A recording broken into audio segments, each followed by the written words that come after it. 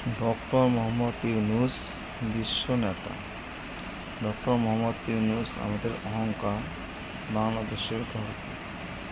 Doctor Mohammad ইউনূসের কূটনৈতিক তৎপরতার কাছে ভারত এবং নরেন্দ্র মোদী কীভাবে হেরে গেলেন তা জানতে পারবেন এই ভিডিওর মাধ্যমে। সাথে থাকুন, দেখতে থাকুন।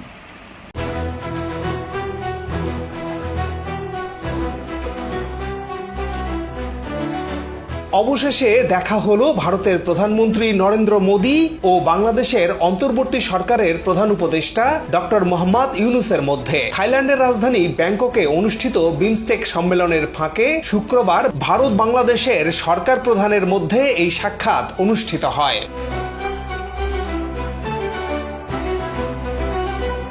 এর আগে চীন সফরে ও বিভিন্ন সময় ভারতের সেভেন সিস্টার্স নিয়ে দেয়া ডক্টর ইউনূসের বক্তব্য ঘিরে ভারত জুড়ে চলছে তোলপাড়। কেন ভারত তাদের উত্তর পূর্বাঞ্চলের 7 রাজ্য নিয়ে এত উদ্বিগ্ন? কি বলেছিলেন ডক্টর ইউনূস? শুক্রবার মোদি ইউনূসের বৈঠকে কি কথা হলো দুই শীর্ষ নেতার মধ্যে? একে একে তুলে ধরব সব তথ্য, সাথে থাকুন।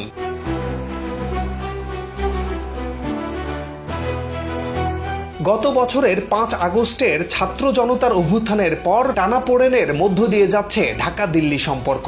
দুই দেশের সামাজিক, রাজনৈতিক ও বাণিজ্যিক সম্পর্কেও এর প্রভাব পড়ে। তবে একেবারে সাম্প্রতিক সময়ে এসে প্রধান উপদেষ্টার চীন সফর ও এর সফলতা ঘিরে ভারত কিছুটা উদ্বিগ্ন হয়ে পড়ে।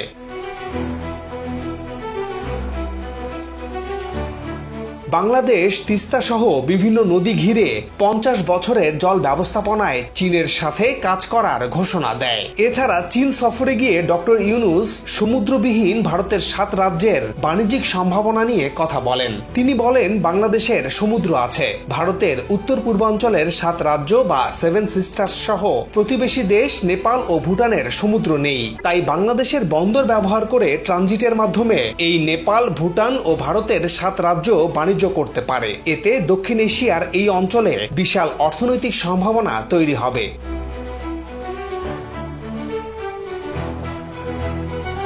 একেবারে ইতিবাচক দৃষ্টিভঙ্গি থেকে ডক্টর ইউনূস এই কথাগুলো বলেছেন।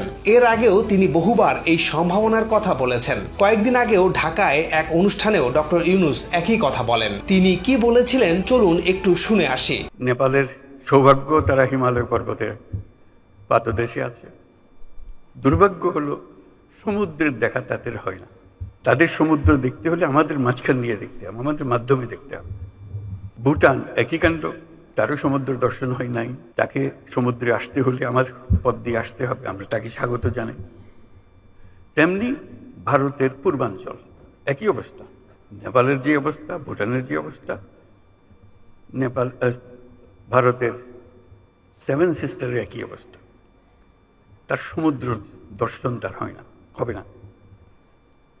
তার সঙ্গে আমরা যোগ দিই একসঙ্গে এই অর্থনৈতিক অঞ্চল। আমাদের যে সমুদ্র বন্দর, তাদের মাল আনা নেওয়া করবে, আমাদের মাল আনা নেওয়া করবে, তাদের কাছে যাবে। তাদের অর্থনীতি আমাদের অর্থনীতি একসঙ্গে জাগবে। তারাও খুব কষ্টের অবস্থায় আছে, তারা খুব ভালো অবস্থায় নেই। তারা এই সুযোগ পেলে তারাও আনন্দিত। তাদের ব্যবসা আমাদের ব্যবসা, রমরমা ব্যবসা হবে, একসঙ্গে ব্যবসা হবে।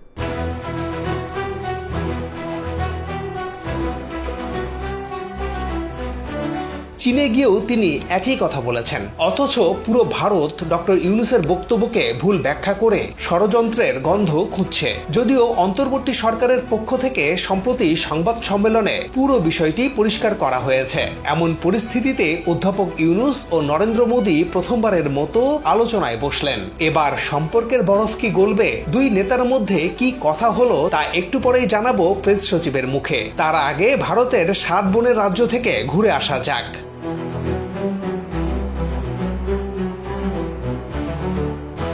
সেভেন সিস্টার্স নিয়ে ভারত এত উদ্বিগ্ন কেন? চিকেন নেক কত দূর?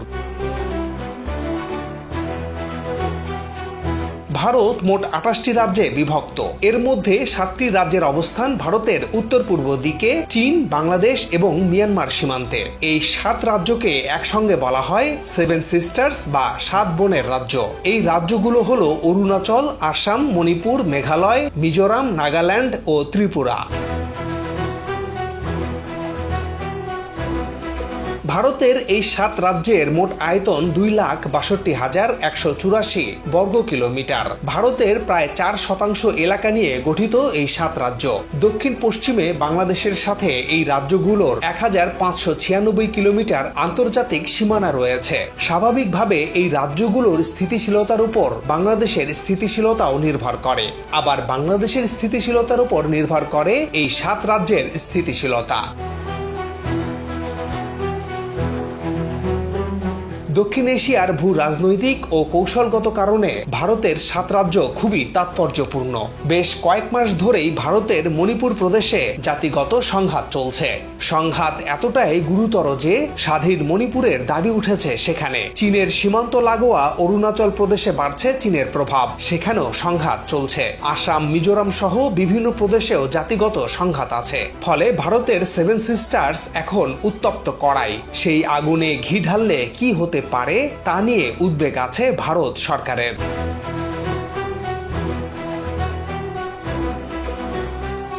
ভারতের উদ্বেগের আরেক কারণ চিকেন নেক বা শিলিগুড়ি করিডোর। এটি এমন এক সংকীর্ণ জায়গা যা ভারতের মূল ভূখণ্ডের সাথে 7 বোনের রাজ্যের সংযোগ ঘটানোর একমাত্র রাস্তা।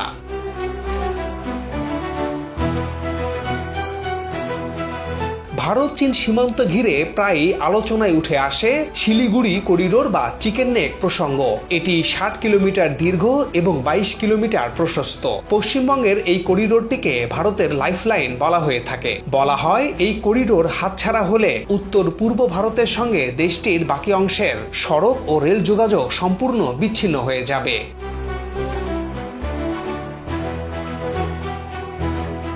2021 সালে ভয়েস অব আমেরিকা বাংলার এক প্রতিবেদনে উল্লেখ করা হয়, চীন চাইছে এই করিডোরটি ভেঙে দিতে। আর এটি ভেঙে দেয়া বা দখলে নেয়া মানে 7 রাজ্যকে একেবারে ভারত থেকে বিচ্ছিন্ন করে দেয়া। তবে ভারতও এখানে তার নিরাপত্তা ব্যবস্থা বহুগুণ বাড়িয়েছে। কৌশলগতভাবে ভারত এই অঞ্চলে বাগডোগরা ও হাসিমারায় 2টি বিমান ঘাঁটি তৈরি করেছে। এর উদ্দেশ্য হচ্ছে করিডোরের পূর্ব এবং পশ্চিম প্রান্তকে অতিরিক্ত সুরক্ষা দেয়া।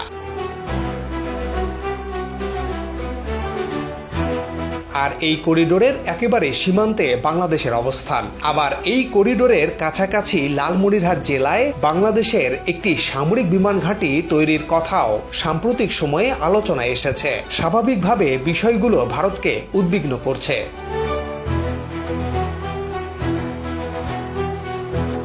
আসলে 7 সিস্টার্স অঞ্চল ঘিরে ভারত চীনের সংঘাতের ঝুঁকি নতুন নয়। চীন ভারতের অরুণাচল প্রদেশকে দক্ষিণ তিব্বতের অংশ বলে মনে করে এবং দোকলামের মতো অঞ্চলে তাদের সামরিক পদক্ষেপ এই সংঘাতকে আরো বাড়িয়ে তুলেছে। এমন পরিস্থিতিতে এই অঞ্চলে বড় কোনো সামরিক সংঘাতের আশঙ্কা উড়িয়ে দেয়া যায় না। ভারতের উদ্বিগ্ন হওয়ার মূল কারণ এখানেই।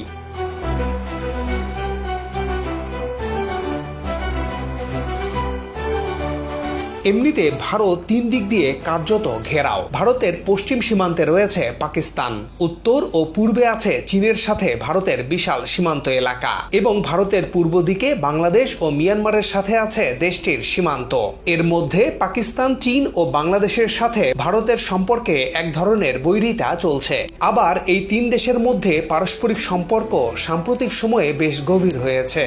ফলে এই অঞ্চলে ভারত তার গুরুত্ব ও প্রভাব বেশ খানিকটা হারিয়েছে, যা দেশটির জন্য বেশ অস্বস্তিকর।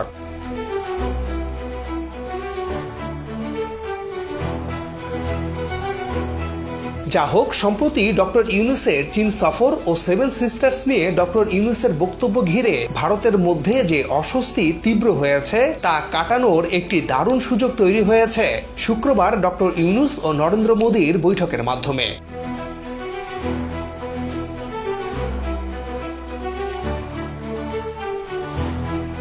প্রতিবেশী দুই দেশের সম্পর্কে টানাপোড়েন থাকলেও বাংলাদেশ সবসময় অন্য দেশের অভ্যন্তরীণ বিষয়কে সম্মান করে, সবসময় অন্য দেশের অখণ্ডতাকে সমর্থন করে। অর্থাৎ বাংলাদেশ কারো জন্য হুমকি নয়, বরং পারস্পরিক সহযোগিতায় এগিয়ে যাওয়ার নীতিতে বিশ্বাস করে বাংলাদেশ, যা শুক্রবার ভারত বাংলাদেশের দুই শীর্ষ নেতার বৈঠকে আবারও উচ্চারিত হলো। মাননীয় চিফ অ্যাডভাইজার মহোদয় ইন্ডিয়ার প্রধানমন্ত্রী শ্রী নরেন্দ্র মোদীর সাথে বৈঠক করেছেন এবং বৈঠকে আমাদের সাথে যে পারস্পরিক স্বার্থ সংশ্লিষ্ট যতগুলো ইস্যু ছিল সবগুলো নিয়ে কথা হয়েছে এবং আমরা আমাদের যেগুলো স্বার্থ সংশ্লিষ্ট যতগুলো বিষয় ছিল সবগুলো বিষয়ই আমাদের চিফ অ্যাডভাইজার মহোদয় সেই মিটিংয়ে বলেছেন। যেমন শেখ হাসিনার প্রত্যর্পণ বিষয়ে কথা হয়েছে, শেখ হাসিনা যে ওইখানে বসে অনেক ধরনের ইনসেন্ডিয়ারি কমেন্ট করছেন সেগুলো বিষয়ে কথা হচ্ছে। তারপরে বর্ডার কিলিং নিয়ে কথা হয়েছে। আমাদের দুই দেশের মধ্যে যে গাঞ্জেস ওয়াটার ট্রিটিটা আপনি জানেন যে নতুন করে এটার এক্সপায়ার হয়েছে, নতুন করে ট্রিটিটা হওয়ার আবার কথা হচ্ছে এবং তিস্তা ওয়াটার, এগুলো সবগুলো নিয়েই কথাবার্তা হয়েছে। আমি বলবো যে মিটিংটা খুবই কনস্ট্রাকটিভ, প্রোডাক্টিভ এবং ফ্রুটফুল হয়েছে। দর্শক, ডক্টর ইউনূস ও নরেন্দ্র মোদীর বৈঠক নিয়ে আপনাদের মতামত জানান। বাংলাদেশ ভারত সম্পর্ক নিয়ে আপনারা কি ভাবছেন? আজ এ পর্যন্তই। সবাই ভালো থাকুন। সাবস্ক্রাইব করে আমাদের সাথে থাকার অনুরোধ থাকলো।